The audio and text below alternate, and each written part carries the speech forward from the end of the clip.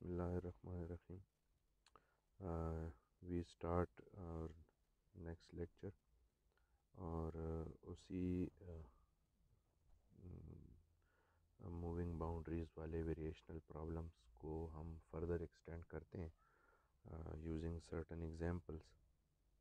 और जो डिस्कशन हमने लास्ट टाइम की थी that was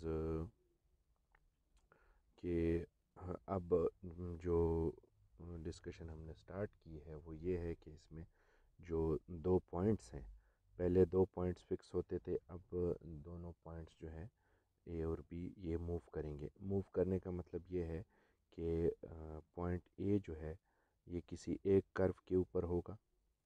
for example let's say this is on this circle and point A is on this and there is another curve जिसके ऊपर point B है, for example कोई parabola. ठीक है, तो पॉइंट बी यहाँ और आपने इनके बीच में शॉर्टेस्ट डिस्टेंस फाइंड करना है। तो जिस तरह लास्ट टाइम मैंने बताया था कि इनके बीच जो सारा कुछ चूँकि कोऑर्डिनेट प्लेन के अंदर हो रहा है, तो और हमें ये पता है कि शॉर्टेस्ट डिस्टेंस जो है वो कोऑर्डिनेट प्लेन के अंदर किसी भी दो पॉइंट्स के बीच में वो एक स्ट्रेट लाइन है।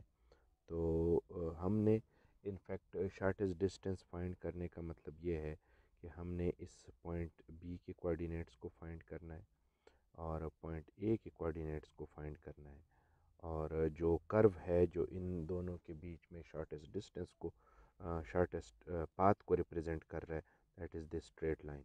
और जो स्ट्रेट लाइन की यूजुअल जो इक्वेशन है वो ये है कि this is c1x plus c2।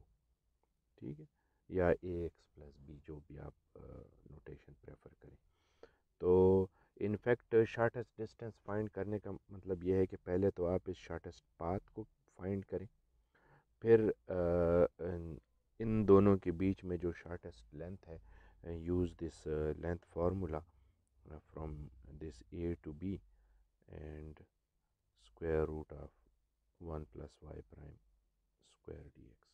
ठीक है, this was the usual formula.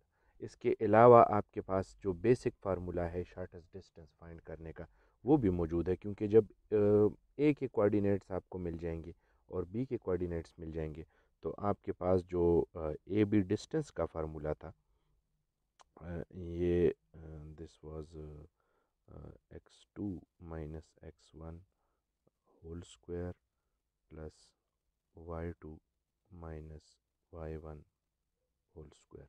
ठीक है, ये फार्मूला भी यूज़ किया जा सकता है and you can verify the result on both formulas कि जो आपने निकाले हैं वो आंसर सही है कि नहीं। ठीक है, सो ये यूजुअल तरीक़ेकार था।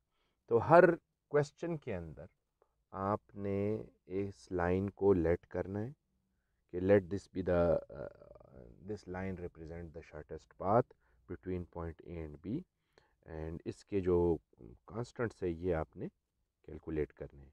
तो ये जो आज का जो लेक्चर है इसमें 5-6 किस्म के प्रॉब्लम्स आपको दिए गए हैं, फिर एक्सरसाइज भी है, एक्सरसाइज के प्रॉब्लम्स भी हैं।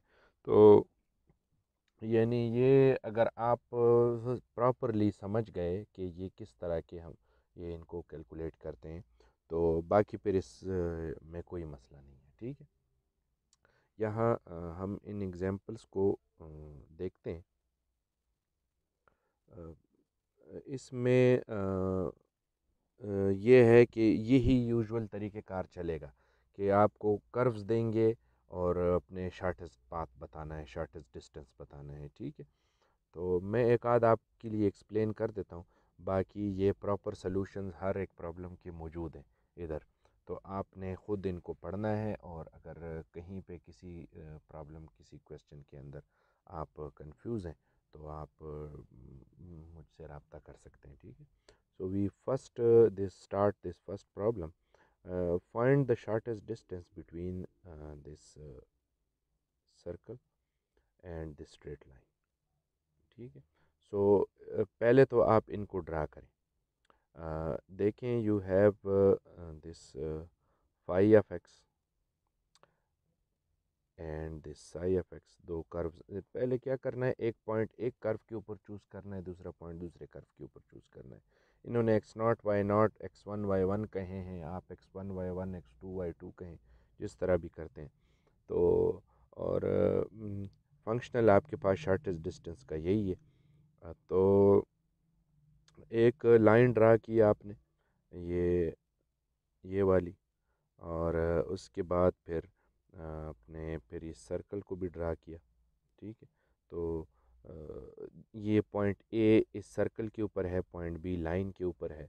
तो इनफैक्ट जो हमारी रिक्वायर्ड लाइन है, ये C1x+C2 वाली, वो ये ए और बी के बीच में है, ये वाली, ठीक है। ये इनफैक्ट वो लाइन है, इसके हमने C1 C2 फाइंड करने हैं। और उसको फाइंड करने के लिए जो ट्रांसवर्सलिटी कंडीशंस थे दो, वो यूज़ होंगे। ट्रांसवर्सलिटी जिस तरह इस वर्ड से ज़ाहिर है, why they are called transversality condition. Transverse, आपने ये नाम पहले भी सुना है ज्योमेट्री में या किसी और कोर्स में। ट्रांसवर्स का मतलब ये होता है कि जो एक यानी एक ज्योमेट्रिकल फिगर से एक लाइन होती है, वो एक ज्योमेट्रिकल फिगर से स्टार्ट होती है, दूसरे ज्योमेट्रिकल से फिगर पे एंड होती है, दो डिफरेंट शेप्स पे। इनके बीच में जो क्रॉस लाइन होती है उसको कहा जाता है, यानी दोनों कर्व्स को टच करने वाली उस लाइन को ट्रांसवर्सल कहा जाता है, ठीक। यूजुअल नाम उसका ये, उस लाइन का नाम है ट्रांसवर्सल। तो यहाँ चूँकि एग्जैक्टली उसी तरह से दो कर्व्स होते हैं, इसीलिए इन कंडीशंस का नाम रखा गया है transversality conditions. Okay, so I don't think कि इसमें फ़र्दर कुछ एक्सप्लेन करने की ज़रूरत है। आगे आपने जस्ट इन एग्जांपल्स को, इन डायग्राम्स को बना के इनको रीड करना है, और इन कांस्टेंट्स को आपने इवैल्यूएट करना है। तो आप जो है इन पॉइंट्स के ऊपर पहुंच जाते हैं। You get this point A and this point B using this whole calculations. तो यहाँ क्या किया गया है कि इस कर्व, इस थ्योरी, इस फार्मूले के थ्रू इस को फाइंड किया गया है, इस शॉर्टेस्ट पाथ ए बी को। तो आप ये शार्ट जो डिस्टेंस फार्मूला अभी मैंने रिप्रेजेंट किया, जो बेसिक डिस्टेंस फार्मूला है कैलकुलस में आप पढ़ चुके हैं, उसको भी यूज़ करके, इन दो पॉइंट्स को यूज़ करके आप फाइंड करें, देखें कि आपका जो आंसर है वो इससे मैच करता है कि नहीं करता, ठीक है। which will definitely match with this, but आप verify कर लें। So you have this new question, another, you have this parabola and this circle। उसी तरह से आपने इनको लेट करना है, और आपसे कहते हैं कि जी इनके बीच में शॉर्टेस्ट पाथ बताएं।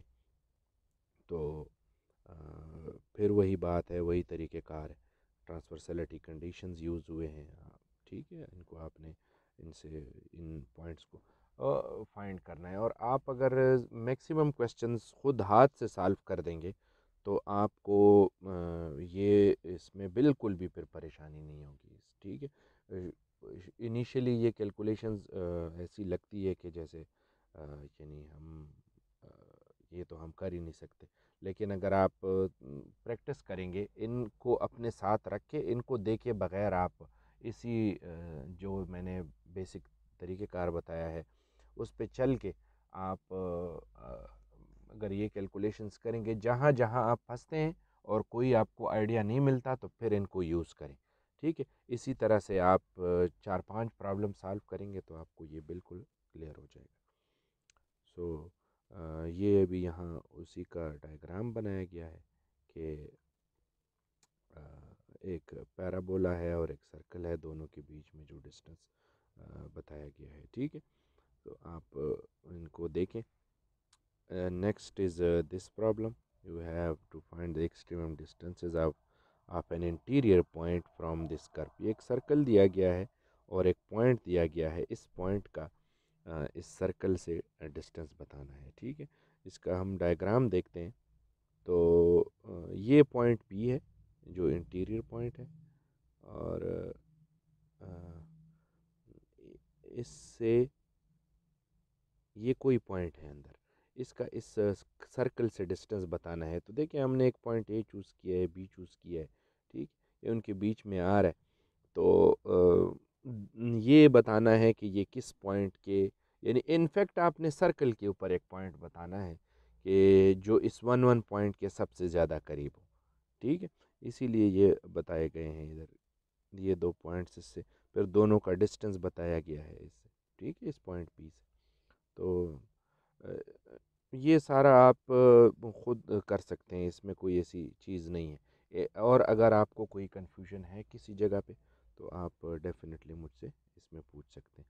एक और प्रॉब्लम है, find the shortest distance between a point this and this ellipse.